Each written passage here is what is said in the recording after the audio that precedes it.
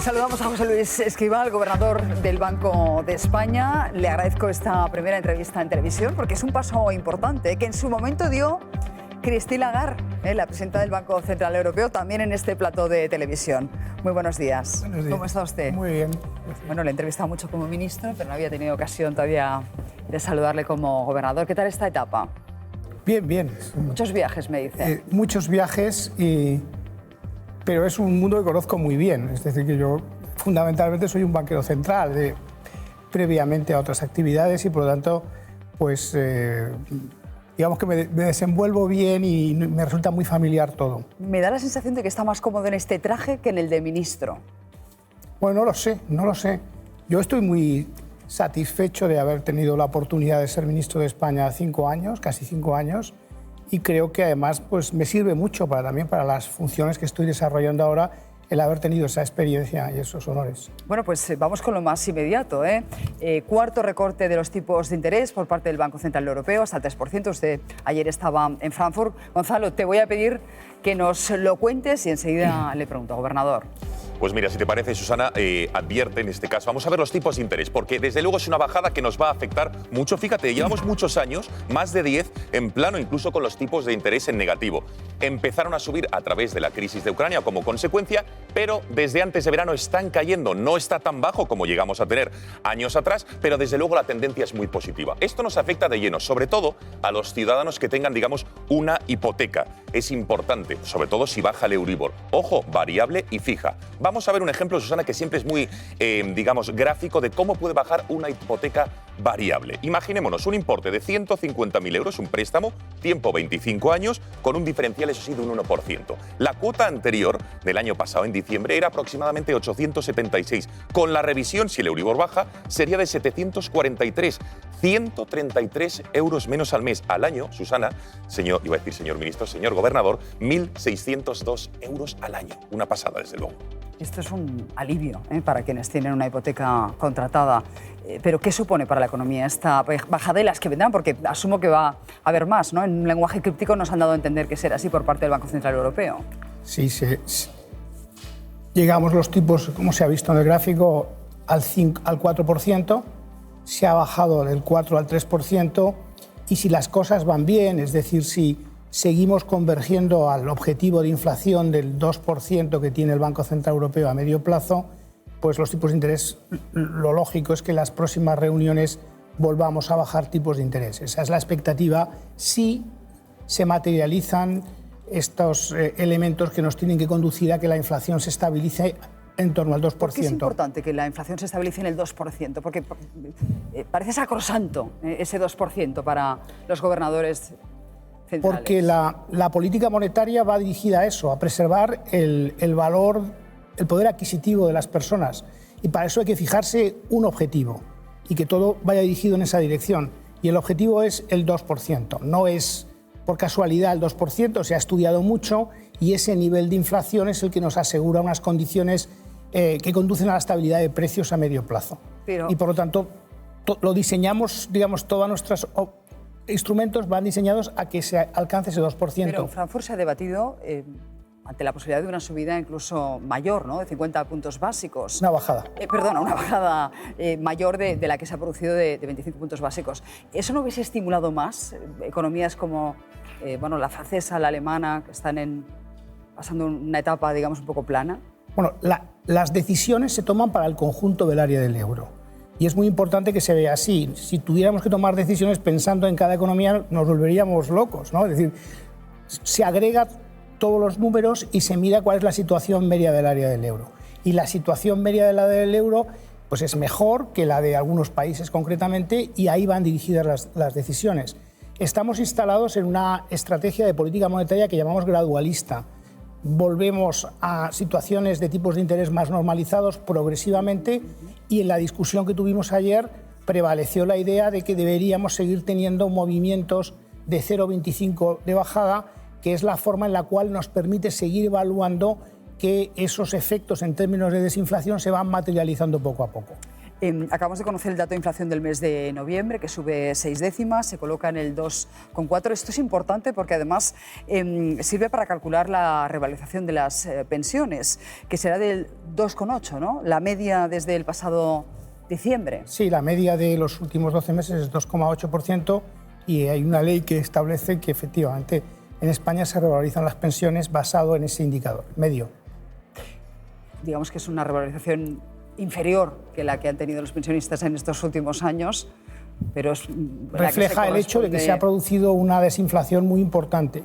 Y este es un gran éxito que tenemos que interiorizar, que el que estemos en el área del euro, participemos en la política monetaria a través de mi voto en el Consejo y de mi participación y de todo el Banco de España en todos los procesos de formación de criterio previo durante las últimas semanas, permite que tengamos que en situaciones complicadas como la que hemos vivido como resultado de la guerra de Ucrania, donde ha habido perturbaciones a la alza sobre la inflación, tengamos la posibilidad de una forma relativamente rápida volver a una situación que llamamos de estabilidad de precios y que por lo tanto los ciudadanos sepan que el valor de su dinero y su poder adquisitivo está garantizado. Esta es la cara, pero la cruz es que se rebajan levemente las previsiones de crecimiento este año y el próximo por parte del Banco Central Europeo. Muy ligeramente, muy ligeramente.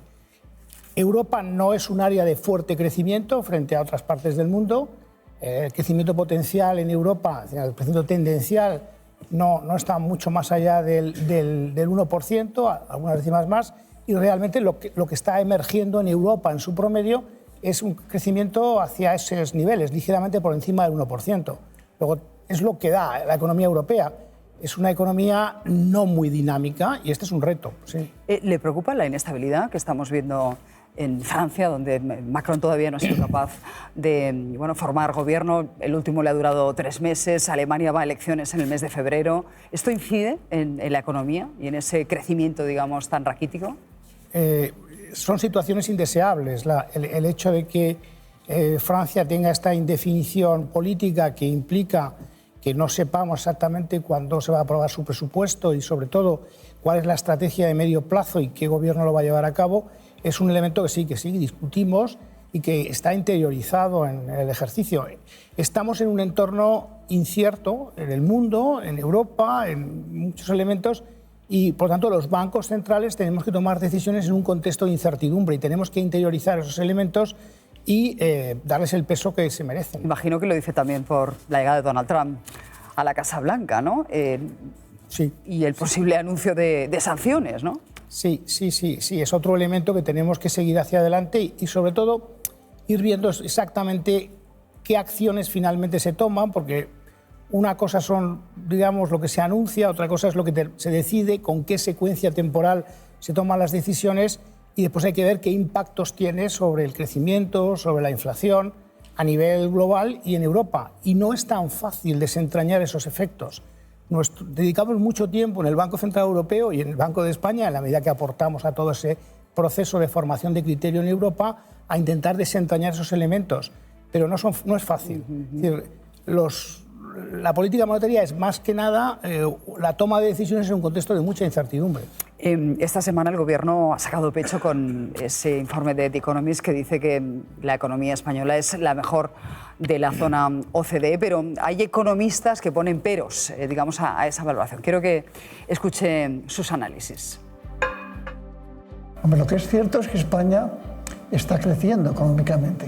No es una opinión, es que España es el país que más crece dentro de Europa. Dopar el Producto Interior Bruto con deuda, con inmigración y con mayor gasto público es relativamente fácil. La zona euro es más bien un triciclo. Nosotros a lo mejor somos una bicicleta. Locomotora en el sentido de crecer más que el resto o ser uno de los países que más crece, sí.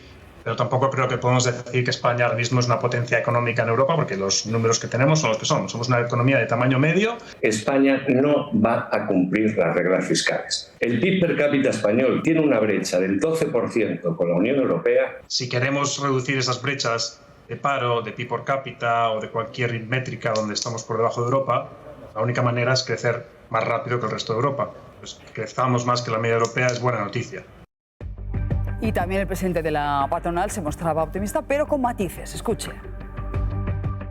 Y esto es un cohete Ni esto es un desastre. Hablamos del 2,7 para este año y hicimos también una subida de esa previsión. El Banco de España sí ha puesto el 2,8, nada, es un punto más. Y el año que viene pues ya hablamos del 2,1. Claro, muchos ciudadanos tienen la sensación de que la macroeconomía va bien, pero la suya no tanto, la micro. Sí, yo creo que el reto que tenemos en Europa, yo diría, incluso en el mundo, es ver cómo cerramos la brecha entre unas cifras agregadas de crecimiento que son, incluso en el mundo, la economía mundial está creciendo en torno al 3%, más o menos como crece la economía española, por encima del crecimiento europeo. Pero la percepción que tienen los ciudadanos de cómo a ellos les va es claramente distinta. Esto se detecta por muchas métricas, con muchos elementos. Yo creo que hay un problema de falta de confianza. Más yo diría que es un problema de incertidumbre hacia el futuro, aparte de los efectos redistributivos mejorables que tienen muchas políticas. Estamos en un mundo donde el miedo, el riesgo hacia lo que te puede afectar domina sobre las percepciones actuales, presentes. Y por eso es muy importante, yo creo, que desde el ámbito, cada uno desde su ámbito, intenta ofrecer, digamos, las administraciones públicas, los que tomamos decisiones, intentemos contribuir a eliminar esas incertidumbres. Nosotros, desde el Banco Central Europeo, la forma más clara que tenemos de hacerlo, o desde el Banco de España, es, por una parte, conseguir que la inflación se estabilice en torno al 2% y de esa forma demos certidumbre a las tomas de decisiones de las familias, de las empresas, y por otro lado asegurar que el sistema financiero sea estable, sea sólido y que no nos dé sustos. Yo creo que esa es la contribución que tenemos nosotros para que esa perceptividad que tienen los ciudadanos de incertidumbre, de desconfianza, nosotros en nuestro ámbito de decisión intentemos mitigarla o eliminarla. Y yo creo que cada uno desde su ámbito tiene que hacer eso. Le quiero preguntar también por la vivienda, porque nos encontramos que muchísimos españoles no se pueden emancipar, no pueden comprar una vivienda, tampoco alquilarla. Y quiero que veamos, Gonzalo, un informe, porque ustedes decían que se necesitaban 500.000, ¿verdad? Al menos. Yo me pregunto qué ha hecho el gobierno en estos últimos 6 años, pero vamos a ver el informe y enseguida le pregunto. Si te parece, nos centramos en una de las principales conclusiones de este informe, es que 1 de cada 3 hogares, ojo, en Barcelona y en Madrid, destina, atención, el 50% de sus ingresos solo a pagar el alquiler y también los suministros. Pero es que además hay más datos preocupantes. 2/3 de los alquileres, es decir, 2 de cada 3 en estas dos ciudades, suponen más del 30% de los recursos totales del inquilino. Estos datos son los que, o son evidencias que de alguna manera en la que cómo quedan las personas, los inquilinos, y es una situación muy delicada. Se calcula además, por último, que la mitad de los inquilinos quedaría en situación de pobreza severa relativa tras el pago de la vivienda, Susana. La ley de vivienda no está funcionando, gobernador. Nosotros hemos estudiado el tema en el Banco de España porque es un tema muy importante. Estas cifras yo creo que son para Madrid y Barcelona. Cuando miramos el conjunto de España en su conjunto, efectivamente lo que vemos, y yo creo que esta es la cifra más importante, que se producen en España unas 100.000 viviendas, hay aproximadamente otras 20.000 que se renuevan, que no son muchas, y el número de hogares que se están creando al año más que dobla esa cifra. Eso va haciendo que se cree una brecha creciente entre la oferta y la demanda de viviendas, y eso es lo que a veces presiona los precios al alza y genera una situación claramente de dificultad de encontrar soluciones habitacionales, de encontrar vivienda, ya sea alquiler o de compra, para mucha gente. Este es un problema muy serio que requiere fundamentalmente cerrar esa brecha produciendo mucha más vivienda. Cuando miramos qué es lo que realmente falta, pues nos encontramos que sobre todo aquí son las grandes ciudades y después son los jóvenes y los inmigrantes los que tienen más dificultad de acceso a la vivienda y vivienda en condiciones accesibles. Y eso nos lleva a desarrollar un mercado de alquiler de vivienda, digamos, en condiciones accesibles que España tiene muy poco desarrollado. Esta es quizá la conclusión principal de los análisis que hemos hecho nosotros. Y aquí yo creo que es muy importante recordar que todas las administraciones públicas tienen responsabilidades, los ayuntamientos, las comunidades y la administración central, porque es un tema en el que más que en ningún otro hace falta la coordinación y el trabajo conjunto de todas las administraciones, desde la municipal hasta la central. y tiene que ser un esfuerzo colectivo en ese sentido. Confiemos en la conferencia de presidentes a ver si son capaces de llegar a un acuerdo sobre esta materia. Quiero que escuche la opinión de un vecino de un barrio calificado como rico sobre la vivienda. Considera que no es un derecho.